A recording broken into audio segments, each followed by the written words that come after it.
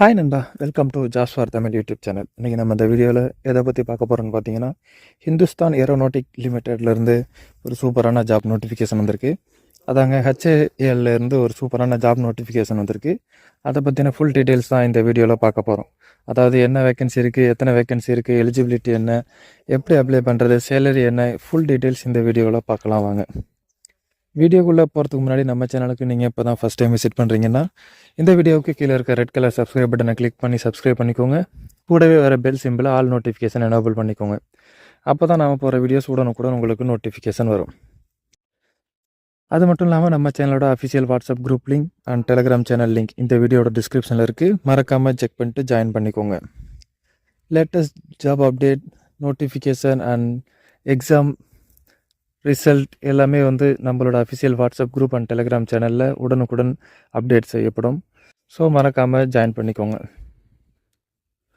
Okay நண்பா, வாங்க வீடியோக்குள்ளே போகலாம். இந்த வீடியோவை ஸ்கிப் பண்ணாமல் ஃபுல்லாக பாருங்கள், அப்போ தான் உங்களுக்கு ஃபுல் டீட்டெயில்ஸ் புரியும்.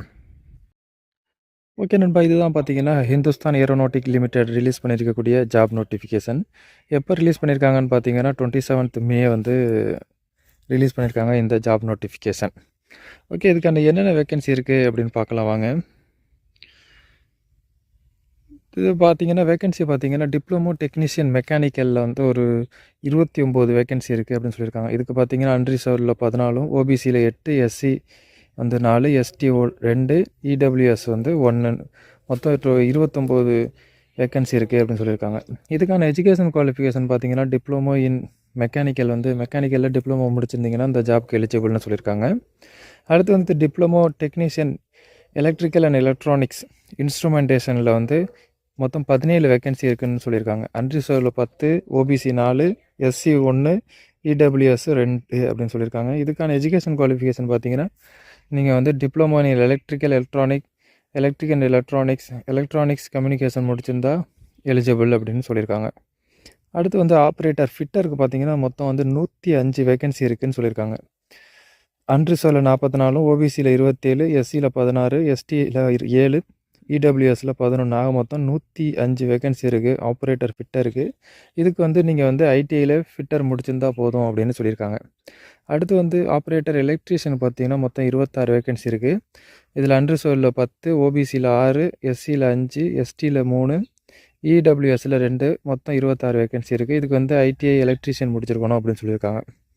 அடுத்து ஆப்ரேட்டர் மிஷினிஸ்ட் பார்த்தீங்கன்னா 2 வேக்கன்சி இருக்குது. ஓபிசியில் 1, இடபிள்யூஎஸில் 1, மொத்தம் 2 வேக்கன்சி இருக்குது. இதுக்கு ஐடிஐயில் மிஷினிஸ்ட் நீங்கள் முடிச்சிருக்கணும் அப்படின்னு சொல்லியிருக்காங்க. அடுத்து ஆப்ரேட்டர் வெல்டர் பார்த்தீங்கன்னா 1 வேக்கன்சி இருக்குது, அன்ரிசர்வ்டில் தான் இருக்குது. இதுக்கு நீங்கள் ஐடிஐயில் வெல்டிங் முடிச்சிருக்கணும் அப்படின்னு சொல்லியிருக்காங்க. அடுத்து பார்த்தீங்கன்னா ஆப்ரேட்டர் சீட் மெட்டல் ஒர்க்கருக்கு 2 வேக்கன்சி இருக்குது. ஒன்று அன்ரிசர்வ், ஒன்று ஓபிசியில் இருக்குது. இந்த 2 வேக்கன்சிக்கு நீங்கள் ஐடிஐயில் சீட் மெட்டல் ஒர்க்கர் முடிச்சிருந்தீங்கன்னா எலிஜிபிள் அப்படின்னு சொல்லியிருக்காங்க.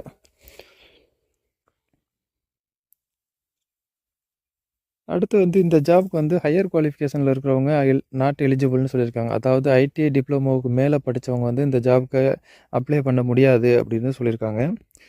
அது மட்டும் இல்லாமல் இந்த இதுக்கு பார்த்தீங்கன்னா கேட்டகரி வைஸ் மார்க் பர்சன்டேஜும் கொடுத்துருக்காங்க. அதாவது ஐடிஐலையோ இல்லை டிப்ளமோலையோ இந்த பர்சன்டேஜுக்கு மேலே நீங்கள் மார்க் வாங்கி பாஸ் பண்ணியிருக்கணும் அப்படின்னு சொல்லியிருக்காங்க. அன்ரிசர்வ் ஓபிசி இடபிள்யூஎஸ்க்கு பார்த்தீங்கன்னா 60% மேலே நீங்கள் மார்க் எடுத்து ஐடிஐ ஆர் டிப்ளமோ முடிச்சிருக்கணும் அப்படின்னு சொல்லியிருக்காங்க. அடுத்து எஸ்சி எஸ்டி பிடபிள்யூபிடிக்கு பார்த்தீங்கன்னு வச்சிங்கன்னா 50% மேலே நீங்கள் மார்க் எடுத்து ஐடிஐ ஆர் டிப்ளமோ முடிச்சிருக்கணும் அப்படின்னு சொல்லியிருக்காங்க. இதுக்கான ஏஜ் லிமிட் பார்த்தீங்கன்னா எல்லா போஸ்ட்டுக்கும் ஒரே ஏஜ் லிமிட் தான் கொடுத்துருக்காங்க. அதில் பார்த்தீங்கன்னா கேட்டகரி வைஸ் ஏஜ் லிமிட் கொடுத்துருக்காங்க. அன்ரிசர்வ் ஆர் இடபிள்யூஎஸ்க்கு பார்த்தீங்கன்னா 28 வயசு மேக்ஸிமம் நீங்கள் அப்ளை பண்ணலாம். எஸ்சி எஸ்டிக்கு 5 இயர்ஸ் ஏஜ் ரிலாக்ஸேஷன் இருக்குது. அது மட்டும் இல்லாமல் ஓபிசிக்கு பார்த்தீங்கன்னா 3 இயர்ஸ் ஏஜ் ரிலாக்ஸேஷன் இருக்குது. அடுத்து பிடபிள்யூபிடியில் 10 இயர்ஸ் ரிலாக்ஸேஷன் இருக்குது அப்படின்னு சொல்லியிருக்காங்க. இதுவே எஸ்சி எஸ்டியாக இருந்தீங்கன்னா 15 வருஷமும், அதே போல் ஓபிசியாக இருந்தீங்கன்னா 13 வருஷமும் இந்த பிடபிள்யூபிடி கேட்டகரியில் ஏஜ் ரிலாக்ஸேஷன் இருக்குது அப்படின்னு சொல்லியிருக்காங்க.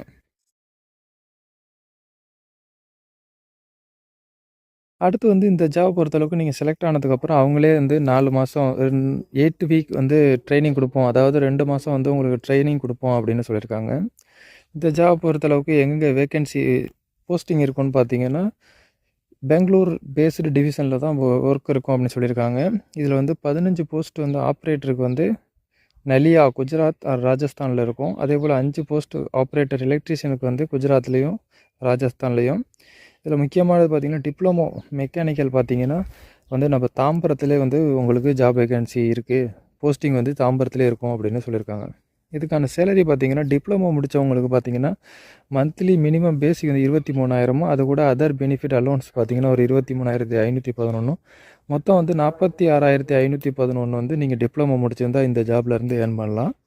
இதுவே நீங்கள் ஐடிஐ முடிச்சிருந்தீங்கன்னா வந்து உங்களுக்கு minimum basic salary 22,000, other allowance பார்த்திங்கன்னா 22,554, மொத்தம் பார்த்திங்கன்னா 44,554 ரூபா வந்து நீங்கள் மந்த்லி இந்த ஜாப்லேருந்து ஏர்ன் பண்ணலாம் அப்படின்னு சொல்லியிருக்காங்க ஐடிஐ முடித்தவங்களுக்கு.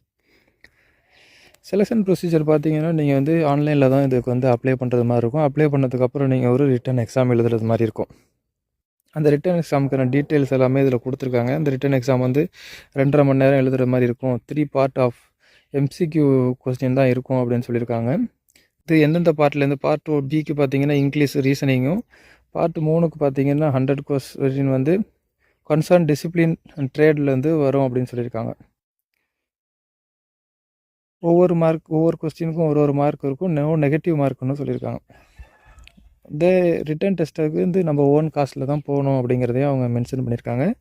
ரிட்டன் டெஸ்ட்டுக்கு போகும்போது நீங்கள் வந்து அந்த அட்மிட் கார்டை வந்து நீங்கள் அவங்களோட அஃபிஷியல் வெப்சைட்டில் டவுன்லோட் பண்ணிவிட்டு அது கூட நம்மளோட ஃபோட்டோ ஐடென்டி கார்டு வந்து ஏதாச்சும் ஒன்று எடுத்துகிட்டு போகணும் அப்படின்னு சொல்லியிருக்காங்க. Voter ID or driving licence, Aadhaar card, passport, PAN card, இது மாதிரி ஏதாச்சும் ஒரு ஐடி கார்டும் அந்த அட்மிட் கார்டோடு சேர்த்து எடுத்துகிட்டு போகணும் அப்படின்னு சொல்லியிருக்காங்க.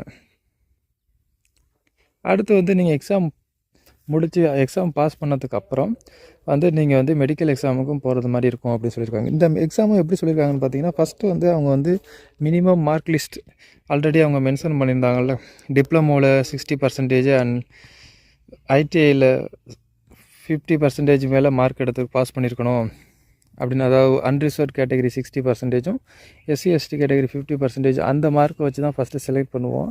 ஆனால் வந்து அப்ளிகன் வந்து நிறைய பேர் அப்ளை பண்ணியிருந்தாங்கன்னா அதுக்கப்புறம் தான் அந்த ரிட்டன் எக்ஸாமுக்கு வருவோம் அப்படின்னு அவங்க சொல்லியிருக்காங்க. அடுத்து வந்து அப்ளை பண்ணுறதுக்கு பார்த்தீங்கன்னா அவங்களோட அஃபிஷியல் வெப்சைட்டில் போய் தான் நீங்கள் வந்து அப்ளை பண்ணுறது மாதிரி இருக்கும். வேறு எந்த அப்ளிகேஷன் மோடும் வந்து அக்செப்ட் பண்ண மாட்டோம் அப்படின்னு சொல்லியிருக்காங்க. அதாவது போஸ்டர்லேயோ கொரியர்லேயோ அனுப்புறதை வந்து அக்செப்ட் பண்ண மாட்டோம், ஆன்லைனில் மட்டும்தான் அப்ளை பண்ணணும் அப்படின்னு சொல்லியிருக்காங்க. இது வந்து எப்போலேருந்து அப்ளை பண்ணலான்னு பார்த்தீங்கன்னா மே 30லேருந்து மே 30லேருந்து ஜூன் 12 வரைக்கும், அதுவும் 2 மணி வரைக்கும் தான் அப்ளை பண்ண முடியும். ஜூன் 12 2 மணி வரைக்கும் அப்ளை பண்ணிக்கலாம் அப்படின்னு சொல்லியிருக்காங்க. அதே போல் ஒரு போஸ்ட்டுக்கு மட்டும்தான் அப்ளை பண்ண முடியும் அப்படின்னு சொல்லியிருக்காங்க. முன்னாடியே சொன்னது மாதிரி இதுக்கு வந்து லாஸ்ட் டேட் பார்த்திங்கன்னா ஜூன் 12. இதுக்கு வந்து நீங்கள் வந்து எந்த ஒரு அப்ளிகேஷன் ஃபீஸும் பே பண்ண தேவையில்லை, ஃப்ரீயாகவே அப்ளை பண்ணிக்கலாம். இது வந்து போஸ்டலில் அப்ளை பண்ணால் வந்து கிடையாது அப்படின்னு சொல்லியிருக்காங்க, ஆன்லைனில் மட்டும்தான் அப்ளை பண்ணணும். இது மட்டும் இல்லாமல் இதை பற்றி உங்களுக்கு எதுவும் டவுட்ஸ் இருந்துச்சுன்னா கூட அவங்க வந்து அவங்களோட இமெயில் ஐடி கொடுத்துருக்காங்க. அந்த இமெயில் ஐடிக்கு நீங்கள் இமெயில் பண்ணியோ அல்லது கால் பண்ணியோ நீங்கள் உங்களோட டவுட்ஸை வந்து கிளியர் பண்ணிக்கலாம். ஓகே நண்பா, இந்த பிடிஎஃப் ஃபைல் டவுன்லோட் லிங்க் நம்ம வீடியோவோட டிஸ்கிரிப்ஷனில் இருக்குது. டவுன்லோட் பண்ணி செக் பண்ணி பாருங்கள். இந்த ஜாப் உங்களுக்கு சூட்டபுளாக இருக்கும், நீங்கள் இந்த ஜாபுக்கு எலிஜிபிள்னு தோணுச்சுன்னா மறக்காமல் உடனே அப்ளை பண்ணுங்கள். ஓகே நண்பா, இந்த வீடியோ உங்களுக்கு பிடிச்சிருந்துச்சுன்னா லைக் பண்ணுங்கள், ஷேர் பண்ணுங்கள், மறக்காமல் நம்ம சேனலை சப்ஸ்கிரைப் பண்ணுங்கள். மீண்டும் வேறொரு நல்ல ஜாப் நோட்டிஃபிகேஷனோடு சந்திப்போம். நன்றி, வணக்கம்.